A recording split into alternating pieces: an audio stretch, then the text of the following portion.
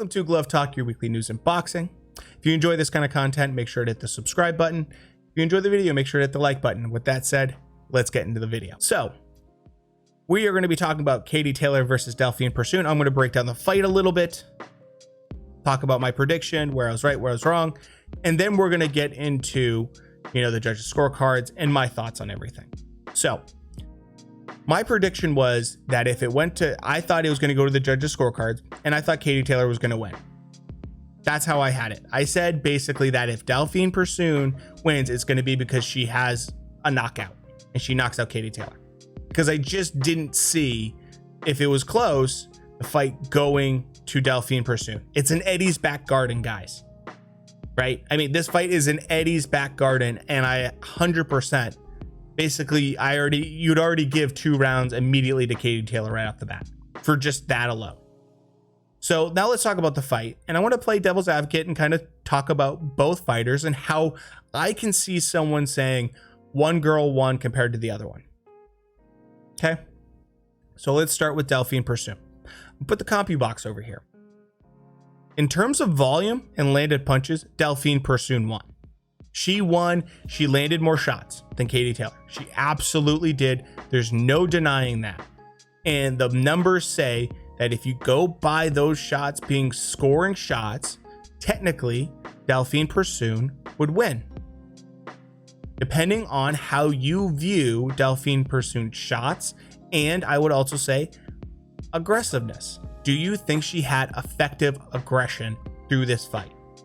If you do, I absolutely can see why you would give this fight to Delfine Persoon. And guess what? You're not wrong. You're not wrong. I don't think that you don't know what you're talking about. I don't think that you don't know anything about boxing. I can understand that position. If you think Katie Taylor won, you could make the case that Delfine Persoon's punches were not clean. A lot of kind of arm shots in there.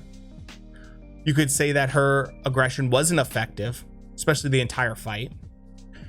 And you could say that Katie Taylor did the more effective shots and the cleaner work. And I'm going to put a picture of both women after the fight over here. And when you look at their faces, you very much could make that case.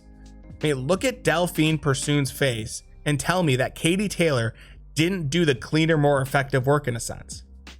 It's not even hard to see.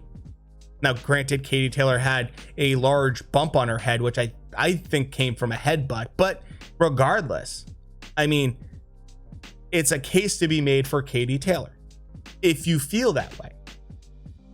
And now we're going to go to the judges' scorecards. I think the 98-92 score, I don't agree with. I didn't see it that way personally. I think the 96-94 scores were fine. I was okay with that. I personally think a 96-94 for Katie Taylor could be absolutely something that you could have had this score. I can see that score. I can see a 95-95. In fact, I wish it was a 95-95 in that we just, ran this whole fight back and we did a rubber match and we did a trilogy out of this fight, because I think it would be amazing to see these girls fight again. I think Eddie Hearn's hair would turn white and just how concerned he'd be for Katie Taylor, but I think it'd be an amazing fight. So I would hope maybe down the line, maybe they'll do it. But regardless, I can absolutely see someone having this a tie. I can absolutely see someone having it one way or the other, but I don't understand the 98-92 personally. I don't see it that way. I see 96-94 for either girl, depending on how you rate the effectiveness of aggression from Persoon, how you rate her punches, and whether or not you think her punches were significant enough and clean enough to give her the fight, or if you're someone that feels as though her aggression wasn't effective, her punches weren't significant, and that the punches that she landed were not clean, and therefore Katie Taylor's clean and more effective work overall gives her the 96-94. Now, my personal opinion is I like to view fights in a certain manner that I remember, I think it was Kenny Bayless had a a statement about this one time, about how he thinks judges score fights. And this is something I have kept in mind for a long time now. He said that he feels that the way judges score fights is that whoever does the more effective and clean work gets the round.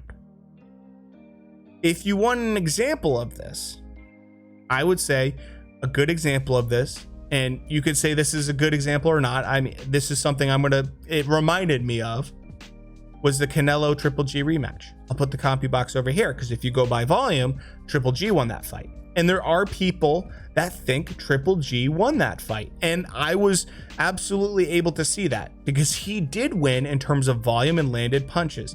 Do you count jabs as effective scoring? How much do you do?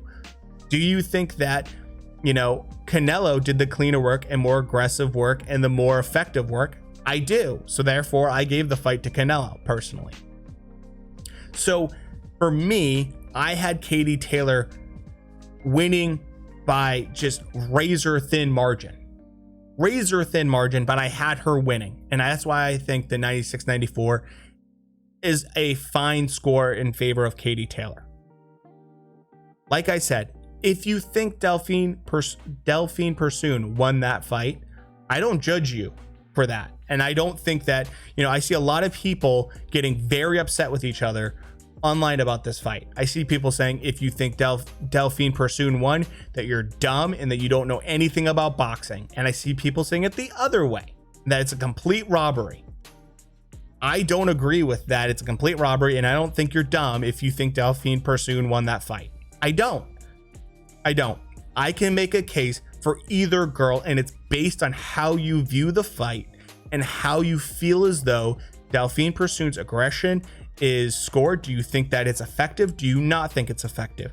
Do you feel the shots that she landed were significant enough and clean enough to give her solid points for that? And do you feel as though they were something that you could actually say, give her the round for? That's it. And that's why boxing can be so nuanced and why it can be such a person-to-person kind of judgment on these fights. I think in general, I would love to see a third fight, right? Like, I would love to see a third fight. I think that, some people are pointing towards Delfine Persoon basically, saying that Katie won or saying that she's okay with the results and taking that as, well, that's proof Katie won. No, I think that's Delfine Persoon being a good sport. I think that's Delfine Persoon being a, respecting Katie Taylor and, as a opponent. I don't take that as she absolutely feels like Katie Taylor won, but I can understand both sides. And I don't think it's fair to just say it's a complete robbery, or that, if you don't see how Katie Taylor won, you don't understand boxing. And that's my take on it. Let me know what you guys think below. Did you have it for Delfine Persoon? Did you have it for Katie Taylor? People are talking about fight of the year. I think it's up there. I think it's one of the best fights we've had this year for sure. And I think both women deserve a lot of credit in terms of not only putting on a great fight, but doing two amazing fights. I mean, both women really didn't leave anything out. They threw everything they had at each other. We got to see the best versions of both of them. I hope Delfine Persoon gets a contract so she can be a full-time boxer. I hope that she gets a lot more recognition as a boxer.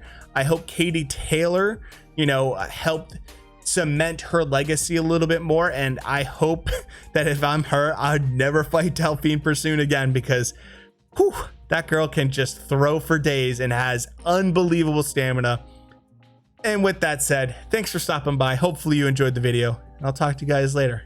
Thanks.